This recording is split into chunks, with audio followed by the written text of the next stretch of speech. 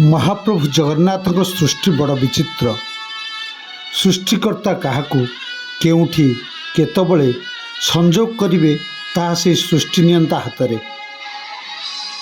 गड़कुजंग महाप्रभु कुंजबिहारी मंदिर में एक अद्भुत संजोग देखा मिली। महाप्रभु दधिभवन भक्तों दर्शन पर रथयात्रा जाइला बेले महाप्रभु कुंजबिहारी श्रीअंग में ब्रह्मकमल फूल लगी रही। शनिवार संध्यारे पारादीप कुजंग भक्तों घर ब्रह्मकमल फूल आसीथिबा बेले नुआगाँ पद्मचरण प्रधान बाड़ी में फुटी ब्रह्मकमल फूल जाई मंदिर में पहुँची। यह थिला महाप्रभुंकर अद्भुत संजोग। तीन विग्रह श्रीअंग में ब्रह्मकमल फूल लगी भक्त माने निजको धन्य मन करिसेंति।